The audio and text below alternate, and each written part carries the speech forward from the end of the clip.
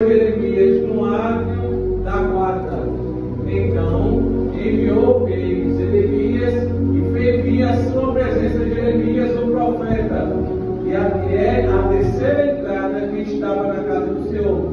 E disse o rei a Jeremias: pergunta-te uma coisa e não me encubra nada. E você senta dando glória.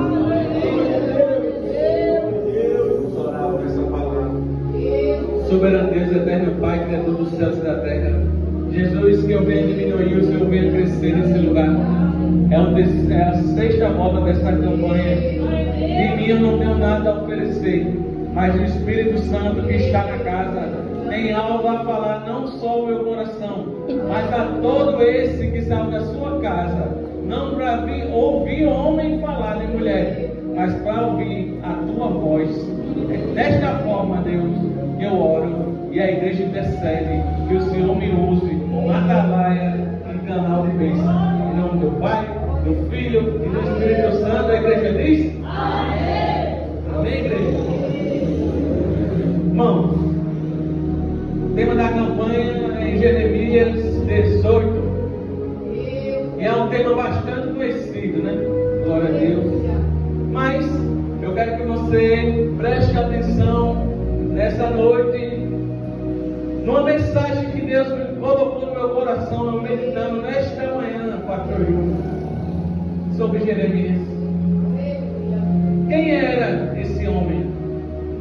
Quem era esse profeta? Para quem não entende ou não sabia, o cativeiro babilônico de 70 anos foi profetizado a última vez pela boca de Jeremias. Antes de acontecer, Jeremias profetizou que o rei da Babilônia, Nabucodonosor, iria levar o povo preso em cativo. Mas escute, quem era Jeremias? Quem era esse homem? Eu me pego pensando, pastor Júnior, meditando nas escrituras. A Bíblia Sagrada nada mais é do que experiência de homens com Deus, antes de um verbo se fazer carne e habitar no meio de nós. Em João, a gente vai entender que o verbo estava com ele, o verbo era ele, e o verbo era Jesus. Antes de Jesus andar no meio de nós, o Antigo Testamento tratava de experiência, de homens que tiveram experiência com Deus. Então, eu fico pensando, como é que Jeremias foi levantado? Lá no começo, no capítulo 1, verso 5, a Bíblia começa a mostrar, dizendo: Jeremias, não tema, nem se preocupe, eu ainda te conheço, ainda no ventre da tua mãe. Escute, e eu vou continuar. Antes de tu nascer, eu já te escolhi para ser profeta entre as nações. Mas calma, entenda uma coisa: Jesus e Deus vai profetizar que Jeremias foi escolhido no ventre, que era profeta, que Deus usava ele. Só que tem um detalhe, não sei se você já pensou nisso, mas todas as profecias que Jeremias era usado naquele tempo, a grande maioria não se cumpriu. Isso aqui é forte. Por quê? Porque às vezes Deus usa um vaso com autoridade. Deus entrega um manto hoje, a gente fala o que é que se cumpra amanhã. Só que o tempo, meu pastor, não é meu, nem de Jeremias, é de Deus. Deus fala hoje, mas Ele cumpre quando Ele quer.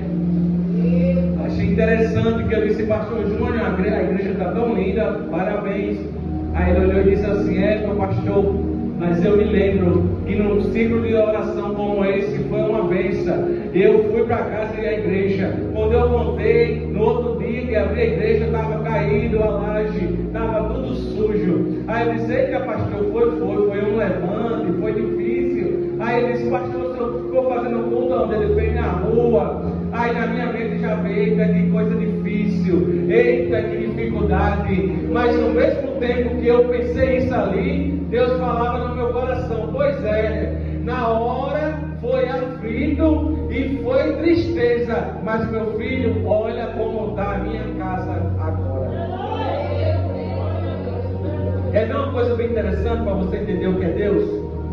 Quando lá em Gênesis 37 o sonho vem para José, entenda, José quando vai falar, meu pastor, para os irmãos que teve um sonho, automaticamente os irmãos de José já planejaram. Eita, quer dizer que o sol e a lua e 11 estrelas se curvaram diante de ti, José. Então significa que quando o papai morrer, tu vai assumir a cadeira de papai. Escute, o sonho foi dentro da casa, o sonho foi no meio dos irmãos. Rapaz, aqui é forte para ver se tu dá um glória, ô missionária. O sonho para os irmãos era dentro de casa, o sonho era a briga pela cadeira, o sonho era quem ia assumir o ministério, o sonho era quem ia assumir o lugar do pai. Mas não gosto de Deus.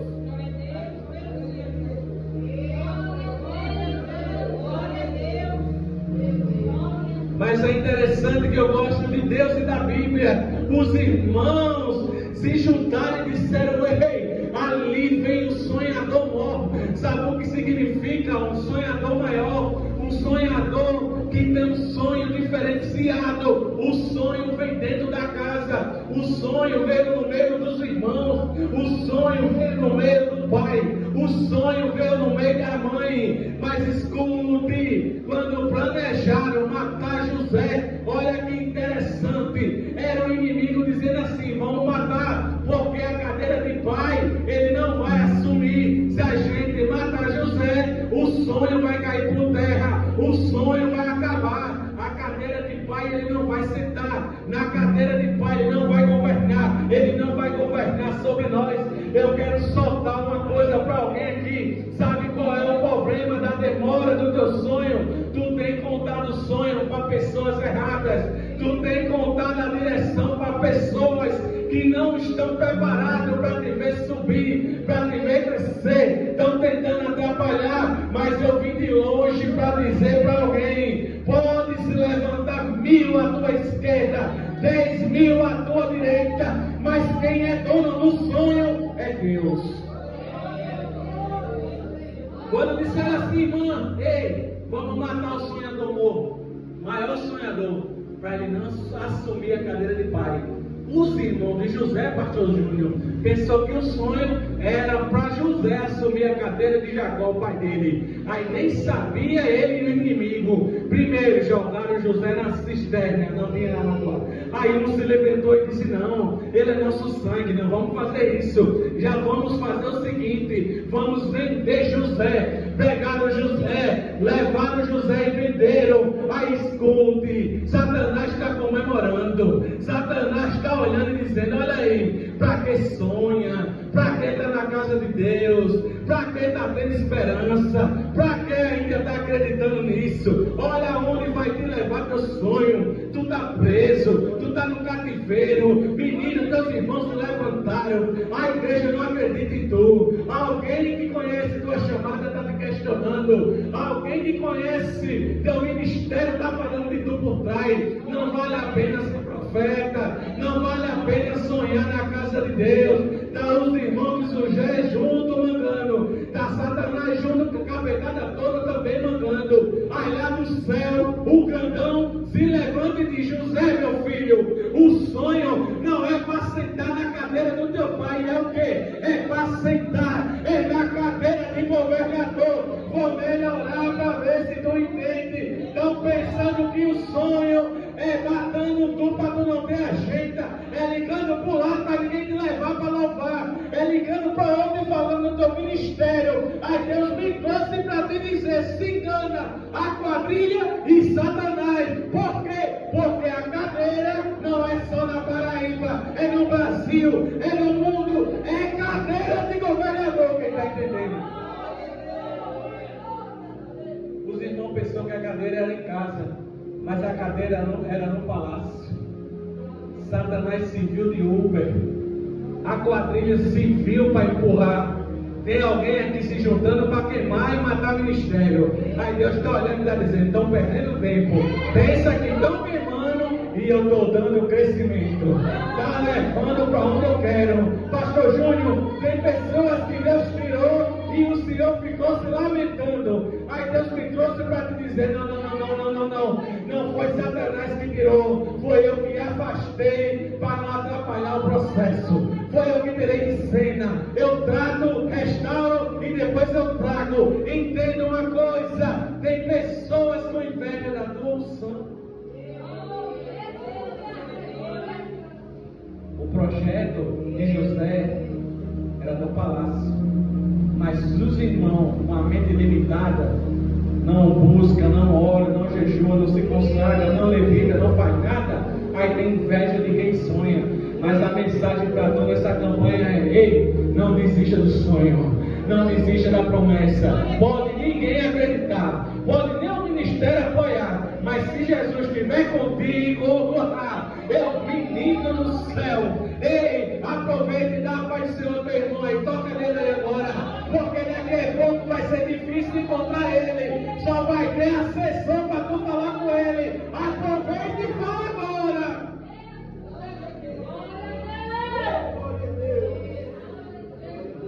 Escuta, Deus disse que Jeremias ia ser profeta. Deus disse que conhecia Jeremias ainda no ventre da mãe dele. Mas escuta uma coisa, Jeremias capítulo 13 começa a mostrar Deus dando algo a Jeremias. Diz assim: Jeremias, estou vendo que tu precisa de algo. Compra um cinto de linho fino. Escuta isso aqui para você entender. Está no começo da caminhada de Jeremias, missionária. Naquele tempo, para quem não entende a noção, um cinto era algo tão poderoso, era como se fosse um tecido caríssimo. A maioria do pessoal naquele tempo usava vaca, e o cinto, pastor Júnior, ele dava justamente distribuir quem era homem, quem era mulher, e a qualidade financeira que você tinha. Ele mostrava a qualidade da condição que você mostrava com o cinto que você usava. Aí Deus olhou e disse assim: Jeremias, a tua aparência está boa, eu estou mostrando a tua caminhada, porém compra um cinto de linho fino. Aí Jeremias compra, aí Jeremias se anima, aí Jeremias olha e diz assim: tá bom, esse negócio de ser profeta está melhorando, esse negócio de entregar está clareando, as coisas estão se pondo no lugar, eu já vou colocar algo que ninguém tem. Mas cuidado, nessa nossa geração estão esquecendo uma coisa: profeta de antigamente passava na moeda, mas hoje está diferente. É correria para todo mundo ser profeta, é correria para todo mundo entregar tudo. Qualquer pessoa engana todo mundo hoje, que não tem discernimento. Qualquer palavrinha, mais ou menos, engana qualquer pessoa que não lê Bíblia, que não ora, que não busca. Mas Jeremias pegou o cinto no 13. Quando ele vai botar o cinto, Deus disse: não, bota o cinto, bota no ombro. Aí ele pega o cinto, coloca no ombro. Aí Deus olhou e disse assim: cinta, como é bom ter um cinto novo, como é bom ter algo novo. Aí Jeremias com o cinto, quando ele vai botar, Deus olhou e disse: não bota. Sabe onde é o rio, Eufrates? Jeremias disse: sim, bota. Vai lá no rio. De lado do rio tem uma pedra. Tu cava, coloca o cinto. Mas Deus, eu quero dar uma voltinha nos ministérios com o cinto. Eu quero dar uma voltinha no shopping com o cinto. Eu preciso mostrar quem é eu com esse cinto. Eu preciso mostrar quem eu sou.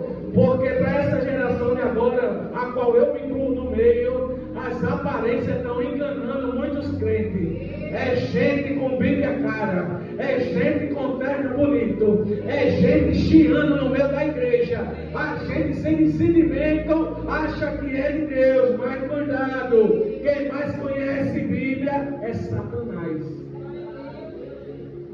Ele tentou Jesus, a palavra. Então eu e você tem que está firmado no que Deus ensinou.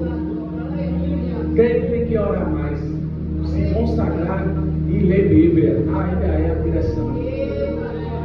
Todos os dias pode estar difícil para mim como for, mas ou eu assisto uma pregação, ou eu leio a Bíblia. Eu tenho o meu jeito de me consagrar com Deus. Você também tem que ter, irmão. Porque hoje você almoçou, hoje você acordou, fez alguma coisa, talvez foi no shopping, trabalhou, então tem um tempo com Deus também. Mas escuta.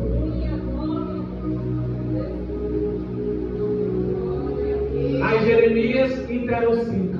Aí Deus disse, vai, volta. Ele volta no capítulo 3. Quando passa um tempo, pastor Júnior, Deus vai dizer assim, Jeremias,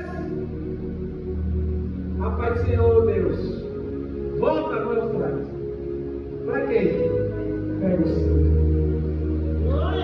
Ele pega o cinto, irmão. Aí ele bota no ombro, aí ele diz, não, no ombro não. Bote, agora bota o cinto na cintura. Mas Deus, o cinto não tem mais valor. O cinto não presta mais. O cinto está podre. O cinto está sem serventia.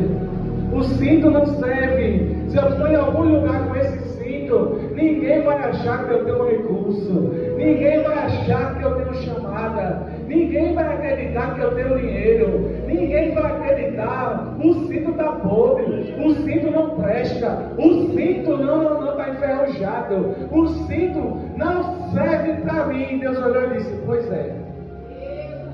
Mesmo assim é Israel. Não serve para mim. Tem a aparência de cinto, mas está podre. Tem a aparência que serve, mas está enferrujado.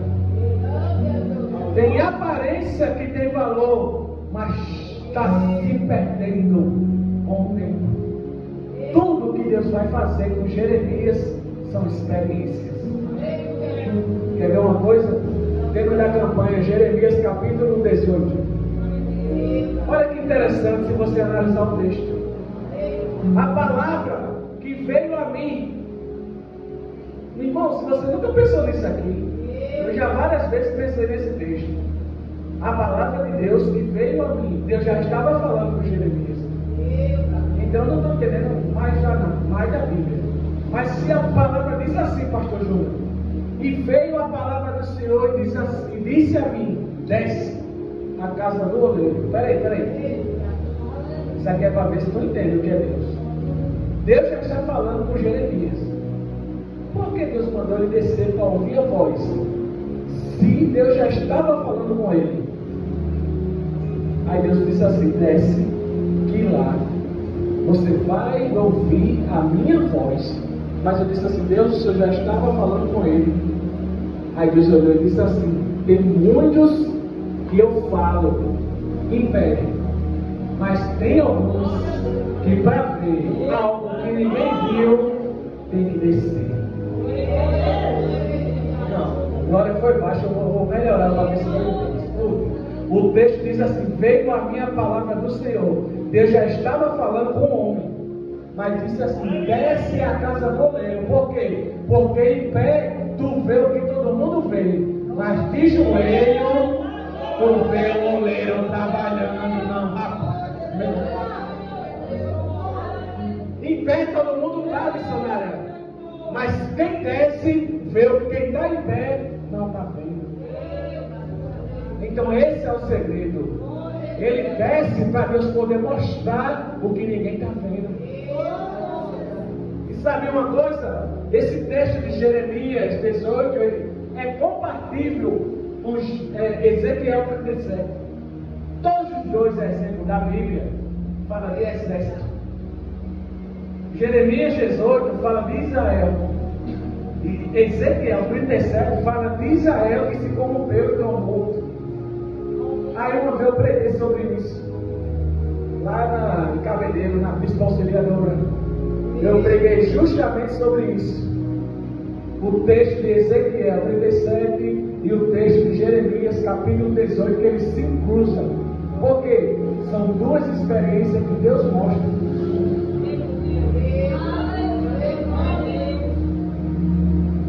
Olha, o que é que Deus diz a Ezequiel 36? Poderão reviver esses ossos? Ezequiel está morrendo. Diz assim: Senhor, tu sabes. Ele olha para Jeremias no capítulo 18 de Jeremias. Está vendo esse vaso? O vaso está quebrado. Mas olha que interessante. O vaso, meu pastor, se quebra na mão do oleiro. Mas sabe o que é Deus? Sabe o que é a irmã que saiu da igreja daqui? Sabe o que é aquela pessoa que Deus está lá fora? É o mesmo vaso. Estava aqui dentro, estava inteiro. Está lá fora, está na mão do oleiro, está quebrado. Mas sabe o que a Bíblia diz? Não precisou o oleiro comprar mais argila para fazer outro barro. Não precisou o oleiro ir em busca de outro vaso. Sabe o que ele fez? O vaso que se quebrou na mão dele, ele mesmo restaurou de volta. O que significa? Que o vaso lá fora está quebrado, mas está na mão do oleiro. Já o oleiro remenda ele, faz outro vaso e traz ele de volta para a casa dele, para dar glória a Deus comigo.